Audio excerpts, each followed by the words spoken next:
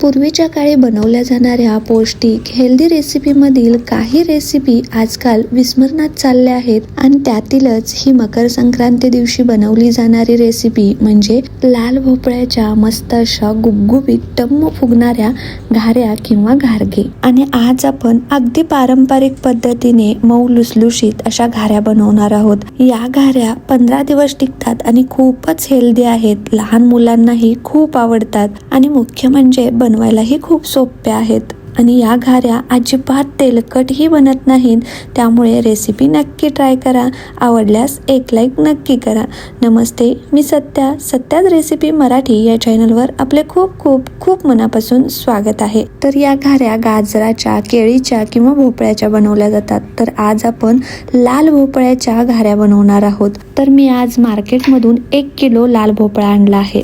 तर हा सालीसहित 1 किलो भोपळा आणला होता आणि घाऱ्या बनवण्यासाठी हे ऑरेंज कलरची साली असणारा भोपळा वापरायचा. आणि या भोपळ्याच्या साली खूप हार्ड असल्यामुळे साली काढायला खूप कठीण जातं. त्यामुळे भोपळ्याचे सालीसहित छोटे छोटे काप करून घेतले आणि हे काप खिसणीवरती खिसून घेतले आणि जो शिल्लक राहिलेला सालीचा भाग आहे तो टाकून दिला. जर भोपळा तुम्हाला खिसायचा नसेल तर हे भोपळ्याचे काप कुकरमध्ये वाफवून घेऊन साली काढून पुढची रेसिपी सेम बनवू शकता. भोपळा वाफवल्यानंतर भोपळ्याच्या साली अगदी पटकन निघतात, पण हे पारंपरिक पद्धतीने भोपळा खिसून ज्या घाऱ्या बनवल्या जातात त्या खूप जास्त टेस्टी बनतात. तर मी येथे सालीसहित 1 किलो भोपळा घेतला होता.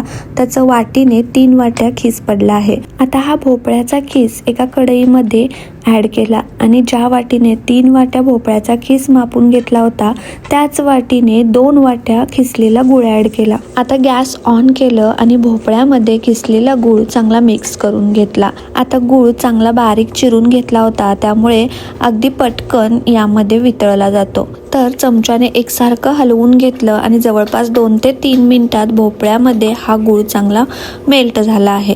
आता भोपळ्यामध्ये गूळ पूर्णपणे वितळल्यानंतर गॅसची फ्लेम स्लो टू मिडियम करायची आणि यावरती झाकण लावून 5 ते 7 मिनिटं भोपळा चांगला शिजवून घ्यायचा आणि अधूनमधून 1-2 वेळेस गूळ भोपळा चमच्याने हलवून घ्यायचा. तर हा भोपळा आपण खिसून घेतला होता, त्यामुळे शिजण्यासाठी खूप जास्त वेळ लागत नाही. अगदी 5 ते 7 मिनिटात गुळामध्ये भोपळा चांगला शिजला गेला आहे. आता गॅस बंद केलं आणि यामध्ये थोडंसं जायफळ खिसून ॲड केलं. त्याचबरोबर 1 चमचा वेलची पावडर ॲड केली, अर्धा चमचा सुंठ आणि 1 चमचा कुटलेली बडीशेप ॲड केली. बडीशेप अख्खी घालायची नाही, तर हलकीशी कुटून मग ॲड करायची. बडीशेपमुळे घाऱ्याला खूप छान स्वाद येतो. आता हे मिश्रण कोमट झाल्यानंतर मग यामध्ये कणिक म्हणजेच गव्हाचं पीठ ॲड करायचं. आणि घाऱ्या बनवत असताना गव्हाचं पीठ मेजरमेंट करून घालत नाहीत. तर हे भोपळा आणि गुळाचं जे मिश्रण आहे त्यामध्ये हे गव्हाचं पीठ जितकं बसेल तितकं थोडं थोडं करून ॲड करायचं. आणि हे मिश्रण खूपच चिकट असल्यामुळे पीठ ॲड केल्यानंतर सुरुवातीला चमच्याने चांगलं मिक्स करून घ्यायचं. तर या घाऱ्याच्या मिश्रणामध्ये गव्हाचं पीठ मेजरमेंट करून घालत नाही, तरीही मी बनवलेल्या या भोपळा आणि गुळाच्या मिश्रणामध्ये किती पीठ बसलं ते मेजरमेंट करून सांगते.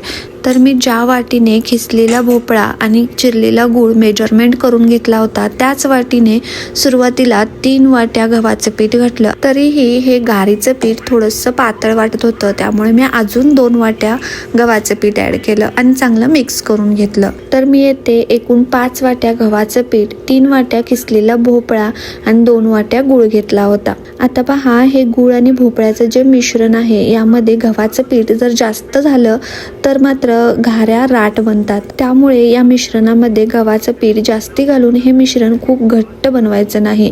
तर आपण चपातीला कणिक मळतो त्याच्यापेक्षाही पातळच हे पीठ बनवून घ्यायचं. खूपही पातळ पीठ ठेवलं तर थापता येत नाही. त्यामुळे जितकं सॉफ्ट ठेवता येईल तितकं सॉफ्ट ठेवायचं, कारण हे घारीचं पीठ जितकं सॉफ्ट असेल किंवा जितकं पातळ असेल तितक्या घाऱ्या मस्त मऊ लुसलुशीत बनतात. तर मी ते बनवलेल्या पिठाची कन्सिस्टन्सी तुम्ही पाहू शकता.